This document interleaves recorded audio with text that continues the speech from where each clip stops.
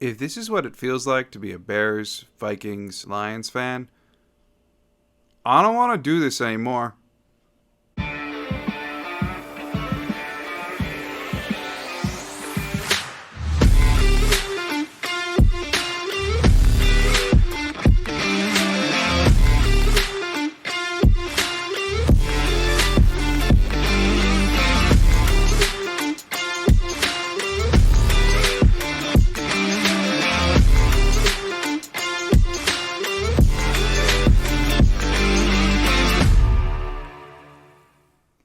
Welcome to another episode of Lombardi Time Brews.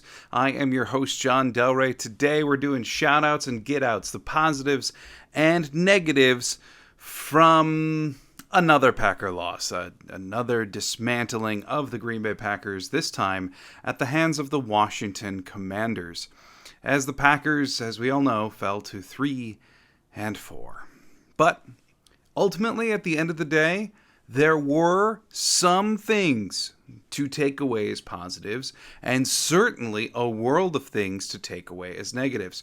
I've got 4 of each. I'm going to be going through them here for you today. Number 1, let's start with a shout out. Let's start with something positive, and number 1 happens to be the inside linebacker play. Quay Walker, first-round pick, Devondre Campbell, big free agent, re-signing. Both played very well, arguably the best game of the season for both of them. Now, I said last week that Joe Barry needed to send more people than just Rashawn Gary, Kenny Clark, Preston Smith. The pass rush has to come from somewhere besides those 3. And yesterday, you saw Devondre Campbell getting after the quarterback. Quay Walker using that athletic prowess and actually allowing him to fly around, as opposed to making the rookie have to make choices about which way to go. Just let the athletic super freak rookie fly. And that's finally what they did yesterday. It worked out. Here are some numbers. Quay Walker, and I know PFF is not the end-all be-all, but it is a decent metric. And he had a 78 grade on PFF yesterday with an 84 grade on pass rush. Now, I've seen it going around Twitter. I'm just going to contribute to the conversation and say Micah Parsons happens to be very closely sized to Quay Walker. Micah Parsons and Quay Walker have shockingly close RAS scores. Just saying, maybe Quay Walker could be used like that. So, but nonetheless, I mean, he had a fantastic pass rushing grade yesterday of 84. He had over a 50% pass rush win rate, and he also totaled 10 tackles on the day. That's a great day for rookie Quay Walker. Devondre Campbell, his counterpart at inside linebacker, obviously he had the big pick 6, but beyond that, he had a 94 PFF grade, including a 91 on coverage. This was easily the highest graded game of his career per PFF. He made a number of impactful plays, including 3 pressures, 2 quarterback hits. This was a very, very encouraging game from the inside linebackers if they continue to be used in a productive manner. But when Joe Barry, when he was not a defensive coordinator after his rough stints as coordinator years ago, since then he spent time being a position coach, predominantly of inside linebackers. Did great work with Corey Littleton with the Rams and other names throughout the years. And when he came out in Green Bay, considering we had an inside linebacker deficiency forever, I thought, okay, kind of lukewarm on this. He doesn't have the best reputation as being a defensive coordinator. But one thing we know is that he can turn around the inside linebacker position because he's done it so well other places. And then Devondre Campbell last year was a revelation. And then this year, to start the year, it just fell apart. I mean, we know, I could go great length about the defense and like how it's fallen apart on the whole, but like, the inside linebacker, Devondre Campbell specifically, just hasn't shown the same until yesterday. Very, very encouraging game by the inside linebackers. And one that hopefully, if they can keep that going, means good things for the defense moving forward. The first get out, though, Matt LaFleur and Aaron Rodgers. I don't understand the scheme you were trying to pull off. What are you going for? Like, What are you even trying to do at this point? Your offense is broken. Completely and utterly broken. You want to blame the wide receivers? Fine, they're not that talented. But as I said yesterday, Daniel Jones seems to be doing okay. He can at least win football games. Peter Bukowski pointed out on Twitter, the Titans, he posted their roster. Nothing to write home about there. There are plenty of teams in the NFL that are winning games and running competent offenses with wide receivers that are equal or barely above what the Packers have. So why are we so bad at it? I refuse to believe that the blame exclusively belongs on the wide receivers. You know, one thing that those teams are doing a lot more of, specifically the Giants, the Titans, hey, they have Saquon Barkley. Hey, they have Derrick Henry. They actually use them. Shocking, but it seems to work. Maybe Aaron Jones could be that guy for us. Maybe. Who knows at this point? Because Lord knows LaFleur and Rodgers don't seem to understand it.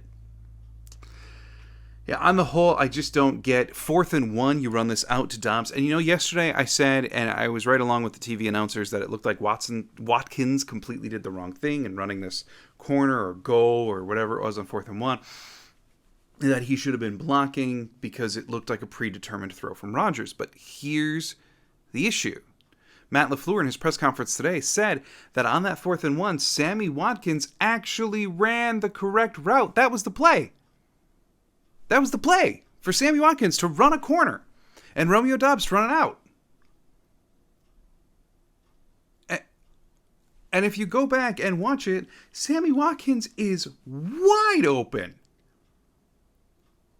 Doubs is not. Rodgers pre-diagnosed, knew where he was going to throw the ball. You know, I'm totally blanking on who, but I saw someone earlier today say that one of the largest problems with Rodgers, he's having accuracy problems like we haven't really seen that much before, etc., etc., etc. But one of the big problems is he's not necessarily reading the plays anymore. That he walks up to the line, that he has a defense, he looks at the defense, and we saw this weeks ago when they were diagnosing, they were playing the numbers game of how many in the box determines whether the RPO is going to be pass or run. Well, he's walking up to the line, seeing what he sees, and already determining where that ball is going to go. As opposed to snapping the ball and doing a post-snap read and deciding where the ball should go. Now, part of that could be the fact that his offensive line nearly got him killed last week.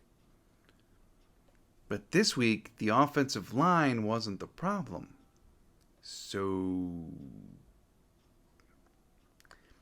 regardless, it's broken. I don't understand the play calls you're doing anymore. I don't understand who you're featuring or why you're choosing them to feature him in such a manner. Is it really so just inconceivable that we could have a game that has 35 carries for A.J. Dillon and Aaron Jones? Even yesterday, Derrick Henry had, 28 carries himself? And I know that's Derrick Henry, but the Titans are establishing an identity of running the ball. They have for years. Why are we so allergic to that? I don't know. I don't get it. And until they fix it, I don't have a lot of hope that this offense gets better. Moving back on the good side, Joe Barry. Shout out Joe Barry. Look, Joe Barry was on the hot seat a few weeks ago. Lord knows people still want him gone. But the truth is, Joe Barry has been making adjustments. I mean, like I mentioned earlier, I called for more people to be rushed the passer. Well, then we saw Campbell and Quay do it quite well. For the most part, he has fixed the secondary, playing man, filling in spots, communicating better. All of the things that we were shouting for Joe Barry to fix a few weeks ago, they're predominantly fixed. The defense is showing up. However, what you can't expect the defense to do is you can't expect the defense to hold forever. I got on them yesterday for saying that they shouldn't have been gassed in the fourth quarter. That was before I realized that the Washington Commanders had, I think it was 78 offensive snaps yesterday. That's a ton. Gibson and Robinson combined had 30 carries. I mean, they were defending a ton. And the offense was never doing anything sustaining to get the defensive break. Now, that does not excuse fourth quarter collapses. But I am going to say, it also doesn't excuse that when Joe Barry has a lead, he goes over conservative. Yeah, no doubt about it. But this shout out says, Joe Barry, you are making the adjustments that everyone has called for. Good. Stick with that. Let the defense shine. Moving on from Joe Barry, the next get out, Eric Stokes. Eric Stokes, you had 2 penalties yesterday. One of them, total ticky-tack. Fine. All right. Yep, I'm not going to get you on that one, even though it wiped out a defensive touchdown. Nonetheless, I'm not going to get you on that one. The sportsman or the unsportsmanlike conduct penalty, that's not okay. Just a boneheaded, dumb mistake from a young player. A young player who, by the way, isn't playing exceptionally well over the last month. Dare I say, he was better as a rookie last year than he has been this year, and I don't fully understand why. He's another one that I just look at and go, what happened to you? Now, as part of the cohesive unit with Douglas and Jair, yeah, that's gotten a little better, but Stokes is still the one that is getting picked on. And last year he got picked on a bunch, but he was really sticky, really good coverage. This year, not so much. He's looked lost. Or he's giving gaps between himself and the receivers. Yeah, he's using his closing speed well, as he should. But there's coverage lapses for Eric Stokes. He looks mired by a sophomore slump. And he's got to get it turned around. He does. Back on the positive side, another young guy, shout out Zach Tom. Now, Zach Tom obviously didn't have a ton of heads up that he was going to be playing, let alone starting at left tackle. And then he goes out there and plays a great game. Gave up officially 0 pressures. Now, that wasn't all on his own. Justice Moscada on Twitter had a fantastic thread earlier about here's all of the plays that Zach Tom defended on his own, but the majority of them, the Packers did give some kind of chip, some kind of extra. Good, you got a rookie left tackle and you helped him. Good. But nonetheless, what that does show is it does say that Zach Tom didn't give up no pressures like all on his own. That he was getting a lot of help. But he still played really well. This was a hell of a debut for him at left tackle. Does he still need to add on to his play strength? Yeah, realistically, that's kind of been the one downfall we've seen from him consistently, is he does get pushed back. But his lateral quickness was excellent. A lot of his technique was excellent. So very, very encouraging to see Zach Tom play as well as he did. The question for me now is, do we see Zach Tom continue to be in the lineup? Potentially, do they like him better than Yash? Well, no. We know that they don't like him better than Yash, but is it a change maybe that we see? Is he ahead of Royce Newman on the pecking order like he should be? We'll find out, but this was a very, very strong left tackle debut for Zach Tom. Get out. Amari Rodgers, get out. Another muffed punt yesterday. He was really starting to make some strides as a punt returner. Had a good return yesterday, but then he also had the fumble. And it's like the one thing you can't do as a punt returner, right? Like that's it. Like you cannot fumble the ball, put the ball on the ground as a punt returner. I remember the years where the Packers had no punt returner at all. They stuck Randall Cobb back there, and they said, Cobb, your job is not to screw it up. You make the decision about whether to return or not, and you catch the ball if you're returning. That's it. And Amari Rodgers, he's not following up on the latter, and sometimes he even messes up the former. But the latter is where he's really struggling. Another muffed punt.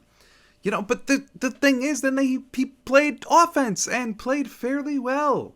Yes, he had the drop, but he did some good things as a wide receiver, which is, if you're going to keep him on the roster because you believe in his potential yet, I think it's probably time you did so just as an offensive receiver. Put Keyshawn Nixon back there as a punt returner if he has those skills. If not, there's got to be somebody on the roster that can just catch the ball and hang on. Maybe even Romeo. I know Romeo is basically your number one wide receiver for all intents and purposes, most targeted. Kind of Lazard too, but maybe. Either way, something's got to get explored. And then the last shout out, Aaron Jones. Aaron Jones, you deserve better, man. Holy crap, was he fighting yesterday. Fighting for yards, fighting for every inch.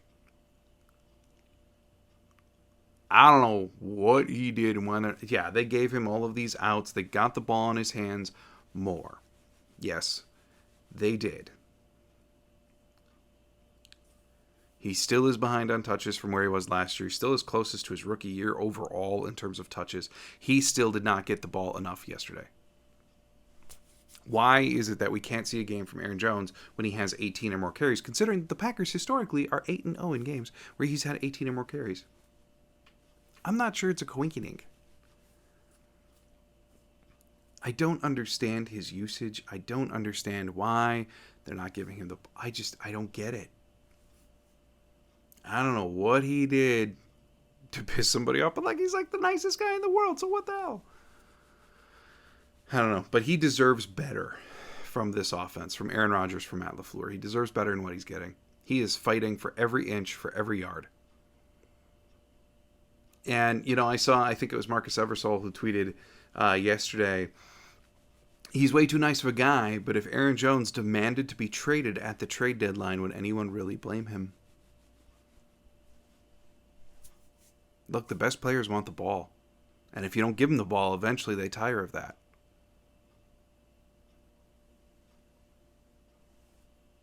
Case in point, Aaron Jones. Give him the ball before he gets tired of your crap. Wouldn't even be a negative on him at this point. So, there you go. Shout outs. Get outs for the Green Bay Packers loss to the Washington Commanders.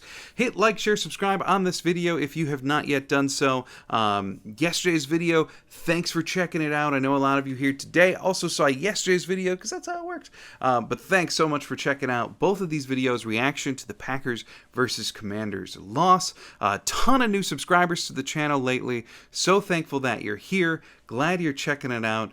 Glad you're going to be sticking around for more and more Packers content as we go through. Can the Packers save the season? I will be back on Wednesday, probably diagnosing some problems, looking to move forward, theorizing as to what things are going to look like, etc., etc. Maybe we'll even talk trade deadline. Who knows? We know Alan Lazard, his shoulder was in a sling earlier today. Wide receiver numbers are getting real low. Maybe they got to go get somebody. We'll find out. So I will be back on Wednesday to check in with you again. Until then, have a great day. Thanks so much for checking out Lombardi Time Brews. And always, always, go Pack Go.